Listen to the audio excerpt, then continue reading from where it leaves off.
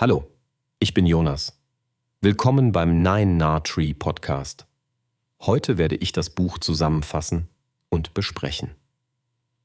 Abgründe der Medizin von Lydia Kang führt durch ein faszinierendes, oft erschreckendes Panorama der Heilkunst und ihrer Irrwege. Das Buch zeigt, wie Menschen über Jahrhunderte mit allen Mitteln versucht haben, Krankheit zu besiegen und dabei nicht selten genau das Gegenteil bewirkten. Zwischen gefährlichen Giften, rauschhaften Tinkturen, exzentrischen Apparaten und radikalen Eingriffen entsteht ein lebendiges Bild davon, wie Wissen, Hoffnung, Mode, Macht und Geld die Medizin geprägt haben. Kang verbindet die Neugier einer Wissenschaftlerin mit dem Blick einer praktizierenden Ärztin. Sie ordnet Fehlschläge historisch ein, macht Ursachen verständlich und bewahrt dabei einen respektvollen Ton gegenüber den Leidenden, die in bester Absicht fragwürdige Behandlungen ertrugen. Das Ergebnis ist keine reine Schau des Grauens, sondern eine kluge Kulturgeschichte menschlicher Heilkunde, die erklärt, warum vermeintlich gute Ideen so oft gefährlich wurden. Das Buch lädt dazu ein, heutige Versprechen der Medizin mit wachem Geist zu prüfen, ohne Zynismus, aber mit methodischer Skepsis. Es zeigt, wie Fortschritt tatsächlich entsteht, wenn Beobachtung, Experiment und Demut zusammenkommen. Wer verstehen will, weshalb Quecksilber, Radiumwasser, Aderlässe oder Lobotomien nicht nur möglich, sondern teils Standard waren, bekommt hier die notwendigen Puzzleteile. Die Logik dahinter, die Irrtümer, die sozialen Kräfte und die langsame Korrektur durch bessere Evidenz. Abgründe der Medizin ist damit zugleich Unterhaltung, Aufklärung und ein freundlicher Warnhinweis an unsere Gegenwart, in der der Reiz des Neuen und die Sehnsucht nach einfachen Lösungen ungebrochen sind. Ich werde Ihnen die wichtigsten Erkenntnisse aus diesem Buch mitteilen. Erstens: Gift als Heilmittel. Quecksilber, Arsen und die Toxikologie des Irrtums. Einer der eindrücklichsten roten Fäden in der Medizingeschichte ist die hartnäckige Hoffnung, dass starke Mittel starke Heilung bringen. In dieser Logik konnten Gifte wie Quecksilber, Arsen, Antimon oder Blei zu Hoffnungsträgern werden. Abgründe der Medizin zeigt, wie diese Substanzen über Jahrhunderte als Tonika, Abführmittel, Hautcremes oder Wundermittel gegen Syphilis, Fieber und Verdauungsleiden kursierten. Die Behandlung der Syphilis mit Quecksilber ist ein berühmtes Beispiel. Sie beruhte auf dem Gedanken, dass das sichtbare Schwitzen, Speicheln und die Gewichtsabnahme ein Zeichen sei, der Körper entsorge damit das Übel. Tatsächlich waren es Vergiftungssymptome. Fauler Lösung, eine arsenhaltige Tinktur, galt lange als Kräftigungsmittel. Arsenpräparate wurden sogar kosmetisch eingesetzt, um blasse Haut zu erzielen. Ein Schönheitsideal der Zeit. In der Buchdarstellung wird deutlich, wie medizinische Autorität, anekdotische Erfolge und die Abwesenheit systematischer Studien ein Geflecht erzeugten, das gefährliche Praktiken stützte. Wichtig ist die Perspektive, die das Buch eröffnet. Zeitgenössische Ärzte handelten nicht aus Zynismus, sondern folgten den besten verfügbaren Modellen. In diesen Modellen galt die Dosis als beherrschbar, Nebenwirkungen wurden als notwendige Reinigungs- oder Ausleitreaktion gedeutet. Erst mit der Entwicklung der Toxikologie, standardisierter Dosierung, pharmakokinetischer Konzepte und vor allem kontrollierter Studien wurde sichtbar, wie dünn das Fundament vieler Anwendungen war. Kang lässt auch die kulturelle Dimension nicht aus. Gifte waren exotisch, teuer, wirkten geheimnisvoll und signalisierten Handlungsfähigkeit, besonders in wohlhabenden Kreisen. Daraus speiste sich ein Markt, in dem Apotheker, Quacksalber und Ärzte konkurrierten. Die Lektion für heute ist klar. Potenz ist nicht gleich Wirksamkeit und sichtbare Reaktionen sind nicht automatisch Heilung. Wo Mechanismen unklar bleiben, vergrößert sich die Gefahr, dass der Schein der Wirkung durch Toxizität erzeugt wird. Moderne Arzneimittelsicherheit, Pharmakovigilanz und Transparenz in Studienregistern sind direkte Errungenschaften aus den bitteren Erfahrungen mit giftigen Heilmitteln. Dieses Kapitel des Buches macht spürbar, wie hart erkämpft diese Standards sind und wie schnell sie bröckeln können, wenn charismatische Heilsversprechen die Oberhand gewinnen. Zweitens Rausch, Schmerz und Abhängigkeit. Opium, Morphin, Kokain und Heroin. Die Verflechtung von Schmerzlinderung, Lust und Abhängigkeit gehört zu den tragischsten Kapiteln der Heilkunde. Abgründe der Medizin zeichnet nach, wie aus Pflanzenharzen und Extrakten wie Opium und Kokablättern zunächst gefeierte medizinische Innovationen wurden, bevor ihr zerstörerisches Potenzial erkennbar war. Opium war über Jahrhunderte ein Segen und ein Fluch zugleich. Als Tinktur in Form von Laudanum linderte es Schmerzen, dämpfte Husten, beruhigte Kinder und half beim Einschlafen.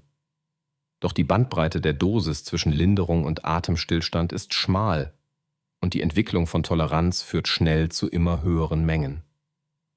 Das 19. Jahrhundert brachte mit der Isolation von Morphin und später der Synthese von Heroin den Anschein größerer Präzision. Morphin schien dosierbar, sauber und sicherer als Rohopium.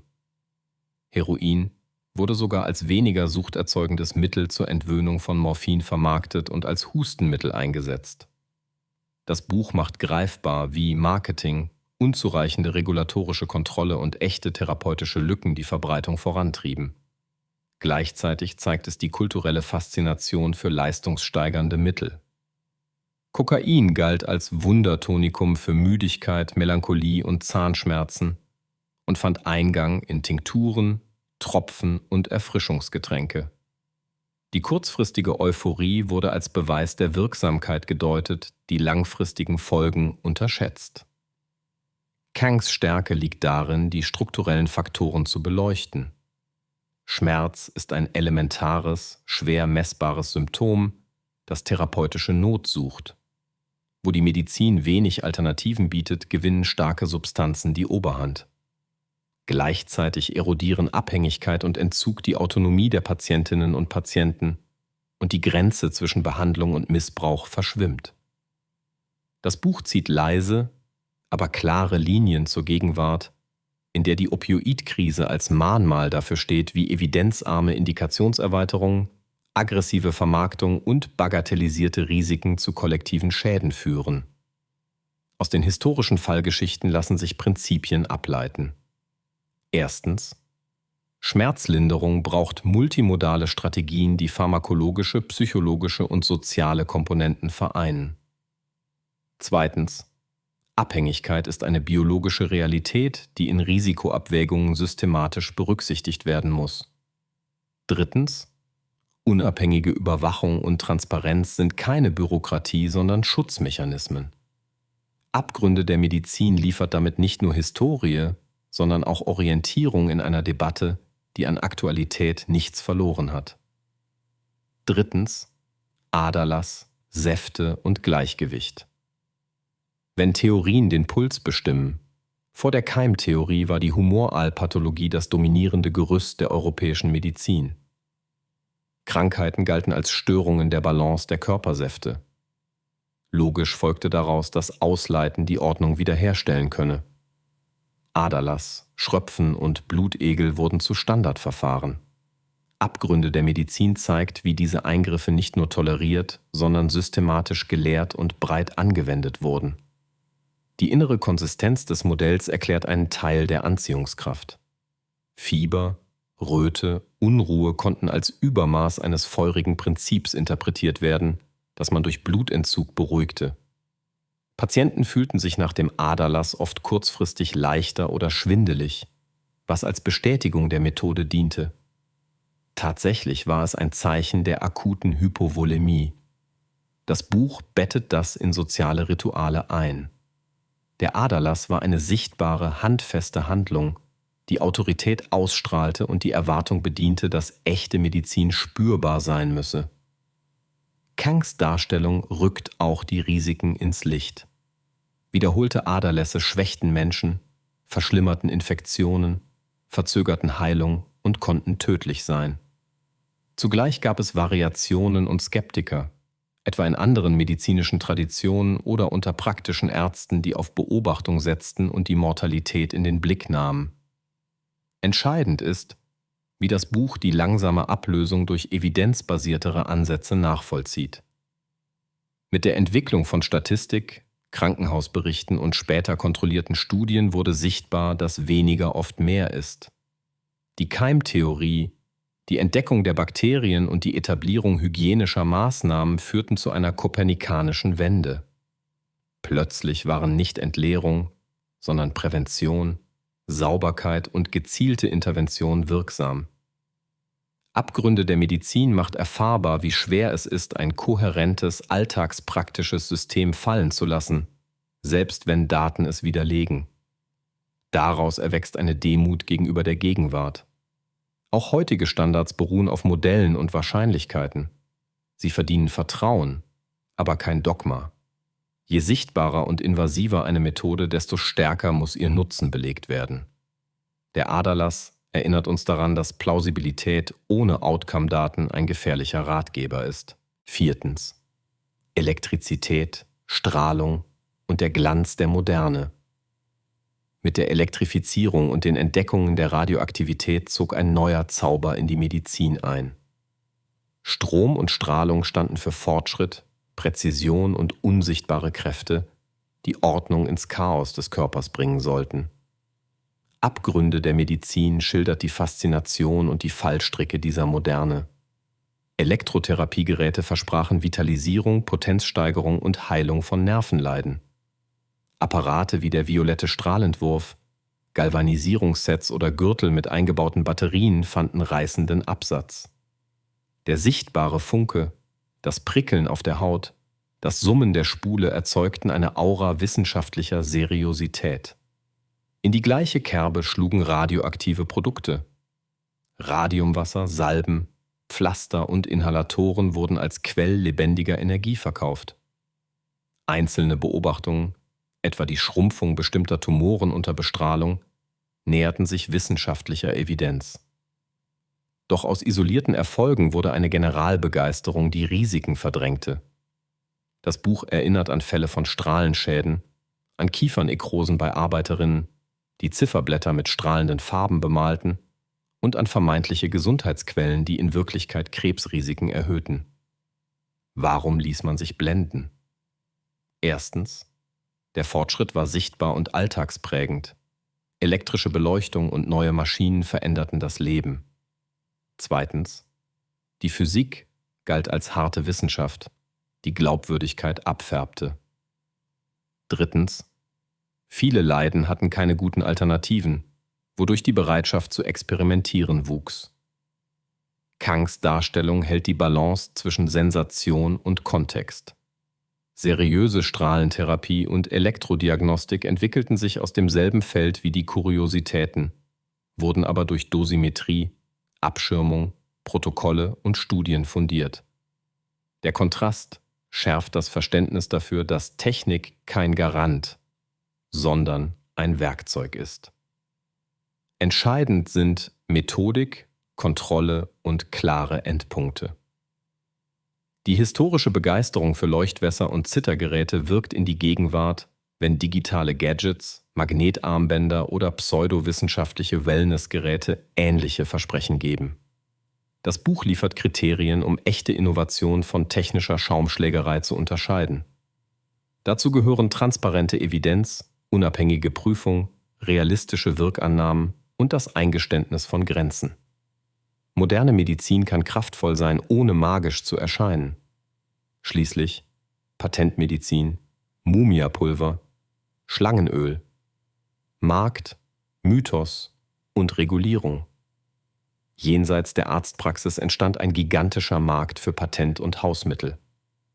Abgründe der Medizin erzählt, wie findige Unternehmer mit exotischen Zutaten, geheimen Rezepturen und markigen Versprechen Vermögen machten. Mumiapulver, angeblich aus ägyptischen Mumien gewonnen, wurde als Wundermittel gegen nahezu alles verkauft und fand sogar Eingang in seriöse Pharmakopöen. Tierische Substanzen wie Bibergeil oder Moschus, Pflanzenauszüge und Mineralien wurden in Mixturen gemischt, deren Wirkung selten über Anekdoten hinaus belegt war. Die Faszination speiste sich aus mehreren Quellen. Das Fremde und Antike verlieh Autorität, eine Art geliehene Ewigkeit. Geheimhaltung schürte die Idee einer exklusiven Formel. Und die schillernde Werbekultur des 19. und frühen 20. Jahrhunderts mit Broschüren, Plakaten und Zeitungsanzeigen erzeugte eine Erzählung von gesundem Selbstmanagement, das Ärzte und deren Honorare überflüssig mache. Kang zeigt, wie diese Produkte echte Bedürfnisse trafen. Schmerz, Erschöpfung, Angst und die Unsicherheit gegenüber Krankheiten ließen Menschen nach greifbaren Lösungen greifen. Vielfach enthielten die Mittel Alkohol, Opioide oder Stimulantien, die kurzfristig Linderung erzeugten und so die Werbung bestätigten. Gleichzeitig wurden Nebenwirkungen verschwiegen, Zutaten variabel dosiert und Patienten in falscher Sicherheit gewiegt. Aus diesen Exzessen entstanden moderne regulatorische Antworten, Kennzeichnungspflichten, Wirksamkeitsnachweise, Standards zur guten Herstellungspraxis und unabhängige Überwachung wurden Schritt für Schritt etabliert. Das Buch verknüpft die skurrilen Beispiele mit dieser rechtlichen und ethischen Evolution. Es macht klar, dass Verbraucherschutz ein historisch erarbeitetes Gut ist. Für heutige Leserinnen und Leser ist die Parallele zu Social Media, Influencern und Direktvertrieb unübersehbar. Die Mechanismen sind ähnlich. Storytelling verdrängt Daten, Einzelfälle ersetzen Studien und die Sehnsucht nach Biohacks oder Detox zaubert Oldtimer unter neuen Etiketten hervor. Kangs Fallgeschichten liefern praktische Filter. Frage nach plausiblen Mechanismen, fordere transparente Studien, prüfe Interessenkonflikte, achte auf absolute statt relative Risikoreduktion und sei skeptisch bei Allheilversprechen. So wird aus Historie ein Werkzeugkasten gegen Irreführung. Schlangenöl ist keine Kuriosität von gestern, sondern ein Muster, das sich an jede Zeit anpasst. Das Buch hilft, es zu erkennen, bevor Schaden entsteht. Zusammenfassend: Abgründe der Medizin ist ein Buch für alle, die Medizin nicht als starre Sammlung von Fakten, sondern als menschliche Unternehmung verstehen wollen. Es richtet sich an Gesundheitsinteressierte, Studierende, Fachkräfte, Historikerinnen, Lehrer, Skeptiker und alle, die schon einmal vor einem verlockenden Gesundheitsversprechen standen. Wer mitreden will, wenn es um Evidenz, Risiken und den Unterschied zwischen Hoffnung und Hype geht, findet hier reichlich Stoff. Der besondere Wert des Buches liegt in seiner Verbindung von Erzählfreude, fundierter Recherche und nüchterner Analyse. Lydia Kang zeigt Respekt für die Menschen der Vergangenheit, ohne ihre Irrtümer zu verharmlosen. Sie erklärt, warum kluge Köpfe zu falschen Schlüssen kamen und leitet daraus Prinzipien ab, die heute Orientierung geben. So entsteht keine distanzierte Schau des Kuriosen, sondern eine Schule des Denkens. Für dein eigenes Leben bietet das Buch konkrete Vorteile. Es schärft deine Fähigkeit, Gesundheitsinformationen einzuordnen, stärkt die Bereitschaft, Fragen zu stellen und vermittelt Kriterien, um seriöse Medizin von wohlklingender, aber riskanter Pseudotherapie zu trennen. Es fördert einen aufgeklärten Pragmatismus. Offen für Neues, aber anspruchsvoll in der Evidenz. Genau diese Haltung schützt vor unnötigen Risiken, spart Geld und kann im Ernstfall Leben retten. Warum dieses Buch und nicht ein anderes? Weil es die Balance trifft zwischen Unterhaltung und Erkenntnis, zwischen Detail und Überblick, zwischen historischen Anekdoten und heutiger Relevanz. Es bietet eine klare Struktur, prägnante Fallbeispiele und zeigt konsequent die Brücke in die Gegenwart. Zudem profitiert der Text von der Doppelperspektive der Autorin als Ärztin und Autorin, die sowohl die Praxis als auch die Geschichte versteht. Kurz gesagt, dieses Buch macht dich nicht nur klüger in Sachen Medizingeschichte, es macht dich auch zu einer kritischeren, selbstbestimmteren Patientin oder einem kritischeren, selbstbestimmteren Patienten. Es ist ein Begleiter, den man immer wieder aufschlagen kann, wenn eine neue Heilsbotschaft lockt. Wenn Sie unterstützen möchten. Lydia Kang können Sie das Buch über den Amazon-Link kaufen, den ich in der Podcast-Beschreibung angegeben habe. Lassen Sie mich nach dem Lesen des Buches wissen, was Sie davon halten und teilen Sie Ihre Gedanken mit. Bis bald.